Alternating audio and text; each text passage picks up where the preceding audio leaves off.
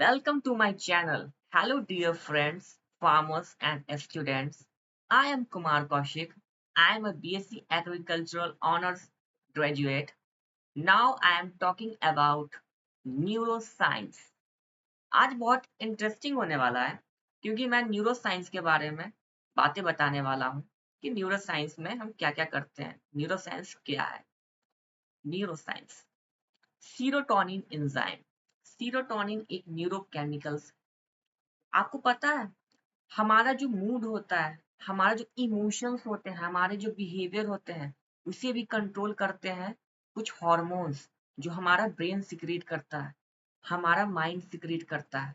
और वो होते हैं न्यूरोकेमिकल्स, जिन्हें हम न्यूरोट्रांसमीटर्स भी कहते हैं, जैसे कि सीरोटोनिन, गाबा, जिसका फुल फॉर्म है gamma amino butyric acid, dopamine, oxytocin hormones, जिसे हम लव हार्मोन्स भी कहते हैं। मैंने ऑक्सीटोसिन हार्मोन्स के बारे में आपको कई वीडियोस में बताया है कि मिल्क के सिक्रीशन के लिए और बेबी के पार्चुरेशन के लिए, चाहे एनिमल्स में हो या ह्यूमंस में हो, दोनों में ऑक्सीटोसिन हार्मोन्स का बहुत बड़ा रोल होता है। ऑक्सीटोसिन हार्मोन्स को लव हार्मोन्स कहते हैं। किसी भी गर्ल्स या किसी भी बॉयज एक दूसरे की ओर अट्रैक्ट होते हैं तो वो ऑक्सीटोसिन हार्मोन्स के कारण ही होते हैं। ये भी एक न्यूरोकेमिकल्स है। आप जानते हैं? तो मैं बताता हूँ कि इनकी कमी अगर ब्रेन में हो जाए तो क्या क्या नुकसान हो सकता है और क्या क्या डिसऑर्डर्स हो सकते हैं। सीरोटोनिन एंजाइम की अगर कमी ब्रेन में हो जाए तो इंसान को साइकोलॉजिकल डिसऑर्डर्स और मेंटल डिसऑर्डर्स जैसे बीमारियां हो सकती है। डोपामीन हार्मोन्स और सीरोटोनिन हार्मोन्स को हम मोटिवेशनल मॉलिक्यूल्स या मोटिवेशनल हार्मोन्स भी कहते हैं। कोई भी इंसान सक्सेस करता है या फेलियर होता है, इन हार्मोन्स पे बहुत उसकी डिपेंड होता है। सीरोटोनिन हार्मोन्स का बहुत बड़ा रोल होता है, डोपामीन हार्मोन्स का बहुत बड़ा रोल होता है सक्सेस करने का। बहुत सारे मोटिवेशनल स्पीकर्स इस बात को अपने वीडियोस में, अपने सेशंस में, अपने सेमिनार्स में जरूर बोलते हैं। सीरोटोनिन एंजाइम्स एक आप नेचुरली भी ले सकते हैं। फूड से अगर आपको लेना है तो बनाना, बनाना में होता है ट्रिप्टोफेन अमाइनो एसिड्स।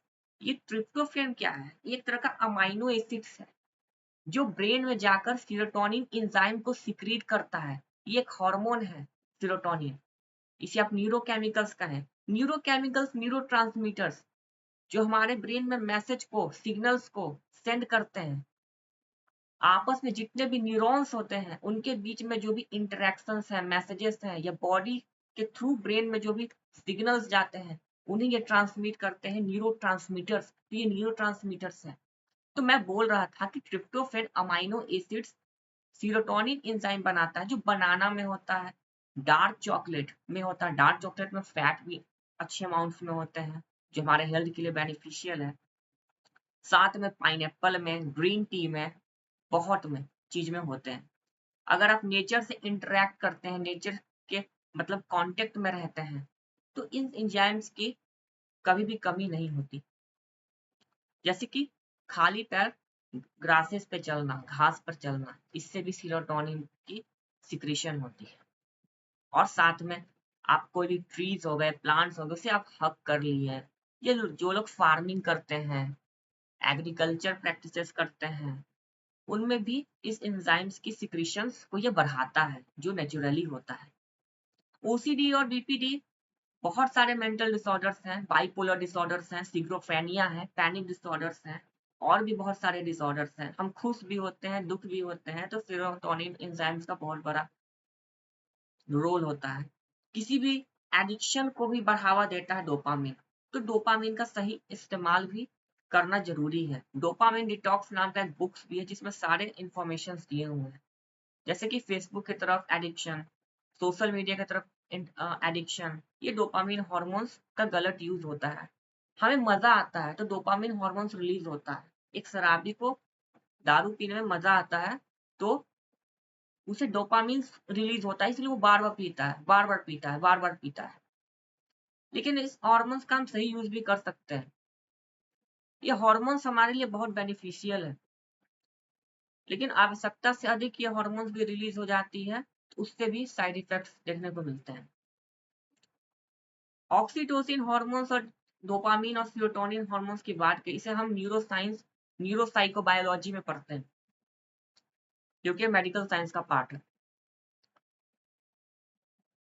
जो भी ये बीमारी जो होती है, इस बीमारी का इलाज साइकेट्रिस्ट लोग करते हैं, जिसमें वो मेडिकेशंस करते हैं, जिसमें वो सीरोटोनिन बढ़ाने वाली दवाइयां देते हैं। जैसे किसी को फोबिया हो गया, किसी को कोई बीमारी हो गई, ठीक है, किसी को मतलब कि पैनिक डिसऑर्डर्स हो गए, ओसीपीडी हो गया, ऑब्सेसिव कंपल्सिव पर्सनालिटी डिसऑर्डर हो गया, ठीक है, आप किसी को मतलब कि स्प्लिट पर्सनालिटी डिसऑर्डर हो गया, तो इन सब एंजाइम्स को मेडिसिन के रूप में डॉक्टर देते हैं। और भी इलाज है, इसकी साइकोथेरेपी है, हिप्नोथेरेपी है, एनएलपी है, न्यूरो लिंग्विस्टिक प्रोग्रामिंग है, और सारे साइकोथेरेपी काउंसलिंग है, जिससे किसको ट्रीटमेंट किया जा सकता है।